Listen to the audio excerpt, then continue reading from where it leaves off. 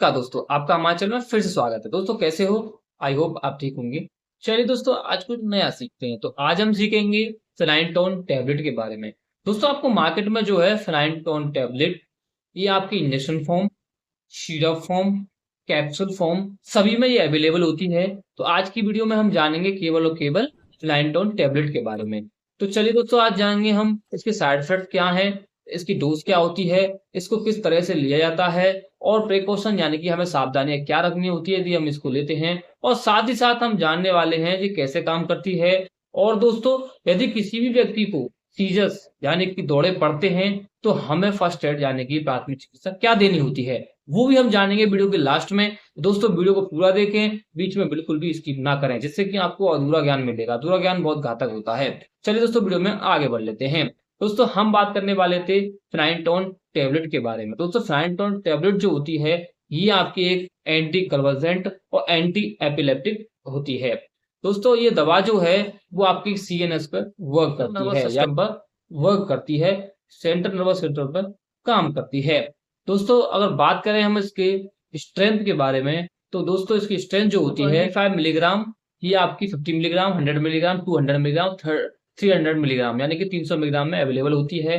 ये पेशेंट की कंडीशन के हिसाब से पेशेंट को दी जाने वाली एक टैबलेट होती है। चलिए हम जान लेते हैं मार्केट में पॉपुलर ब्रांड क्या है और किन ब्रांड नेम से आप हर किसी मेडिकल स्टोर खरीद सकते हैं। दोस्तों इसकी पॉपुलर जेनेरिक ब्रांड नेम जो है वो है आपकी दोस्तों एप्टोन, एप्सोलिन, ये इसकी कुछ पॉपुलर जेनेरिक ब्रांड नेम है। और दोस्तों फिंटोन, फिलाटिन, ये भी कुछ पॉपुलर जेनेरिक ब्रांड नेम है, आप इन नाम से ले सकते हैं। दोस्तों ब्रांड नेम जो है वो डॉक्टर वाइज और एरिया वाइज चेंज हो जाती है। इसके अंदर सॉल्ट की बात करें, कंपोजिशन की बात करें, तो वो आपका फेनाइटोन ही रहता है। चलिए दोस्तों अब बात कर लेते हैं फाइनली हम इसके यूज के बारे में। दोस्तों इसका यूज जो होता है, यदि किसी व्यक्ति को सीजर आते हैं यानी कि मृगी दौरे पड़ते हैं तो उस कंडीशन में इसका इस्तेमाल किया जाता है। और दोस्तों यदि किसी को एपिलेप्टिक यानी कि एपिलेप्सी है यानी कि सीजर दौरे पड़ते हैं, बहुत ज्यादा कंपाउंड रहता है और खड़े खड़े कंपन होने लगता है, कहीं भी कंपन आने लगते हैं, तो उस कंडीशन में इसका इस्तेमाल किया जाता है जिससे कि उसकी एपिलेप्सी और सीजर कम किया जा सके। तो इस टेबलेट का यूज जो है वो प्रेग्नेंट वुमेन में भी किया जाता है यदि इसको सीजर या एपिलेप्सी होते हैं यानी कि आते हैं। तो दोस्तों बच्चे को कोई दिक्कत ना हो, इसलिए प्रेगनेंसी में भी इस टेबलेट का इस्तेमाल किया जाता है यदि किसी महिला को एपिलेप्सी या सीजर है तो। चलिए दोस्तों बात कर लेते हैं हम डोज की। दोस्तों उसकी डोज जो होती है वो कॉमन डोज जो है वो 100 मिलीग्राम बीडी यानी कि सुबह शाम खाना खाने के बाद में दी जाती है। मिनिमम डोज जो होती है दोस्तों आपकी 400 मिलीग्राम यानी कि 400 मिलीग्राम आप पर डे ले सकते हैं, उससे ज्यादा आपको नहीं देनी होती है। आपको मार्केट में एप्टोन 300 ERB मिल जाती है यानी कि एस्ट्रिक रिलीज मिल जाती है। ये आपको 24 यानी कि 24 घंटे में एक टैबलेट दी जाती है।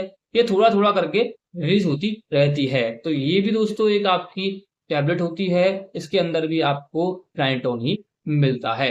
चलिए अब दोस्तों बात कर लेते हैं हम इसके साइड इफेक्ट्स के बारे में। दोस्तों कोई भी टैबलेट हम खाते हैं तो उसके साइड इफेक्ट जरूर होते हैं, तो इसके भी साइड इफेक्ट हैं, हम जानते हैं। दोस्तों यदि आप इस टैबलेट को ले रहे हैं तो आपको हो सकता है नोजिया यानी कि उल्टी की शिकायत रहे, तो आपको एब्डोमेन पेन यानी कि पेट में दर्द हो सकता है, आपको बातचीत करने में प्रॉब्लम हो सकती है, ये भी इसके साइड इफेक्ट है। आपके बालों का बढ़ना, ये भी इसका एक साइड इफेक्ट होता है। तो हो सकता है आपके अंदर खून की कमी हो जाए या आपके हाथ और पैर जो है वो कंपन करने लगे, ये भी इसका एक साइड इफेक्ट है। दोस्तों ये थे इसके साइड इफेक्ट जो हमने जाने। अब दोस्तों हम फाइनली बात करेंगे इसके प्रिकॉशन यानी कि सावधानियां क्या रखनी है। दोस्तों यदि कोई व्यक्ति है वो अल्कोहल ले रहा है तो उसको बिल्कुल भी इस्तेमाल नहीं करना है। यदि किसी व्यक्ति को लीवर या किडनी से प्रॉब्लम है, उसकी किडनी या लीवर डैमेज हो चुके हैं, खराब है, तो उसको इस टैबलेट का इस्तेमाल नहीं करना है, अपने डॉक्टर की एडवाइस से ही करना है, अन्यथा ना करें। कोई व्यक्ति है या महिला है उसको डायबिटिक यानी शुगर है तो उसको इसका टैबलेट का इस्तेमाल नहीं करना है। यदि किसी व्यक्ति को विटामिन B12 की डेफिशिएंसी यानी कमी है तो उसको भी इस टैबलेट का इस्तेमाल नहीं करना है, अपने डॉक्टर की एडवाइस से ही करना है। तो फाइनली हम बात कर लेते हैं प्राथमिक चिकित्सा यानी कि फर्स्ट एड की। यदि किसी व्यक्ति को या महिला को सीजर यानी कि एपिलेप्टिक दौरे आए हैं तो हमें उस कंडीशन में क्या करना है। जिस व्यक्ति को भी एपिलेप्सी या दौरे आए हैं, यदि उसको आए हैं वो आके गिर चुका है, तो दोस्तों उसको जैसा है उसको वैसा ही रहने दें। और दोस्तों आपको करना क्या है, उसकी सिर के नीचे आपको एक तकिया लगा देना है जिससे कि उसके सिर में चोट ना आए। और दोस्तों यदि किसी व्यक्ति ने या महिला ने चश्मा वगैरह पहन रखा है तो उस चश्मे को उतार दें जिससे कि उसका नुकसान टूटे नहीं। और दोस्तों साथ ही साथ आपको करना क्या है, उसको करवट दिला देनी है। आप लेफ्ट या राइट करवट दिला सकते हैं इजीली, इससे उसको बहुत रिलीफ मिलेगा।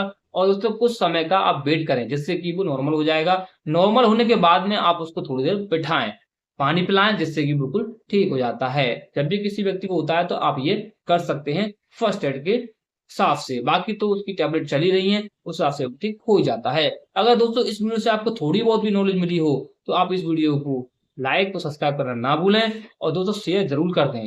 धन्यवाद, मिलते हैं नेक्स्ट वीडियो में, तब तक आप स्वस्थ रहिएगा।